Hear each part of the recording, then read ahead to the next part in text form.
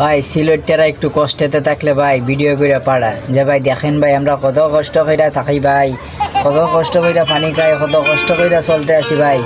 এগুলো ভাই আমরা ময়মনসিংহেরা বলতে পারি না ভাই। ভাই যদি ভালো লাগে ভিডিওটা ভাই শেয়ার করবেন।